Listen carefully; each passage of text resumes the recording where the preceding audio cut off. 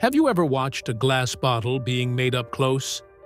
From the mixing and melting of raw materials, through the press and blow shaping process, all the way to the finished product we use every day, manufacturing glass bottles involves advanced technology that demands extraordinary precision. Today, we're diving into this remarkable high-speed production process. Stay with me until the end, because what you're about to discover will change the way you look at one of the most ordinary objects in your daily life. Right here on Stories Behind Everything. Glass bottle manufacturing is a multi-stage process that transforms raw materials into a finished product that is strong, safe, and ready for use. It all starts with the ingredients. The raw materials for glass bottles include sand, soda ash, limestone, and recycled glass cullet. These ingredients must be measured and blended in very precise proportions. Sand is the primary component, making up roughly 70% of the total mixture. Soda ash lowers the melting point of the sand, making the process more energy efficient. Limestone is added to increase the durability and strength of the finished glass. A significant portion of the glass used in bottle manufacturing comes from recycled cullet, which substantially reduces both the environmental footprint and the energy required compared to producing glass entirely from virgin raw materials. The prepared mixture is then fed into an industrial furnace, where it is heated to temperatures between 1,800 degrees Fahrenheit and 2,900 degrees Fahrenheit.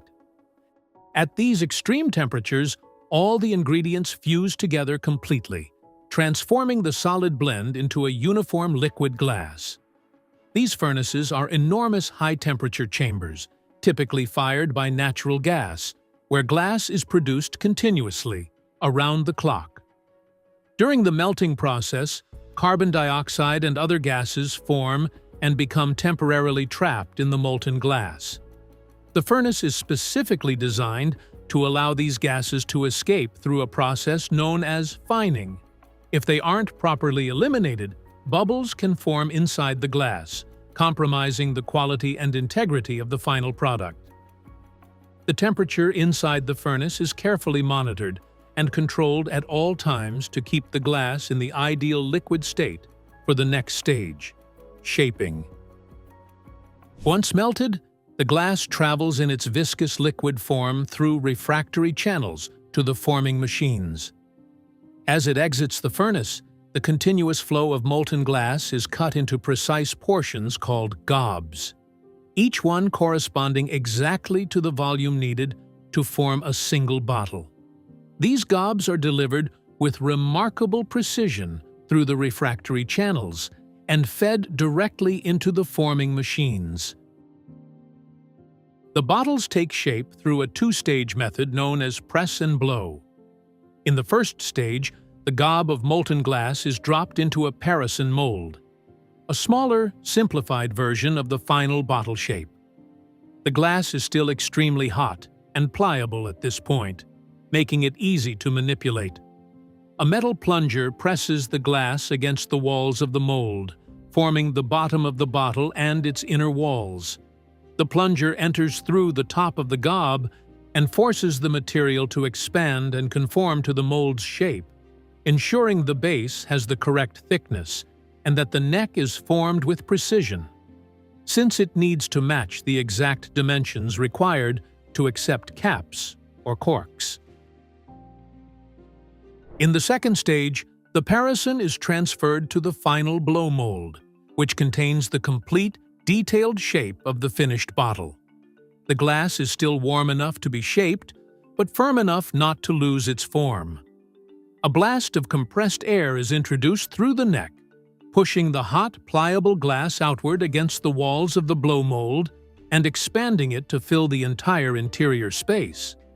This is the moment that defines the bottle's final shape, its body, its neck, and the thickness of its side walls. As soon as the bottle is removed from the mold, it's still very hot and must be cooled in a carefully controlled manner to prevent cracking or deformation caused by internal stresses built up during the forming process. This gradual, controlled cooling is called annealing. The bottles are automatically directed into an annealing lair, a long tunnel furnace, where they are gently reheated to relieve any residual internal stresses. They then pass through a slow, progressive cooling zone controlled by air fans and conveyor belts, which prevents thermal shock and ensures the glass retains its structural integrity without cracking or warping. After cooling, the bottles go through a finishing step.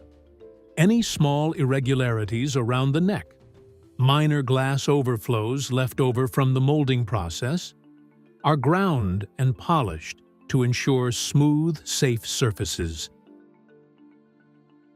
Quality control is rigorous and highly automated. Computerized inspection systems examine the glass distribution in every bottle, checking that the weight is uniform and within specified limits.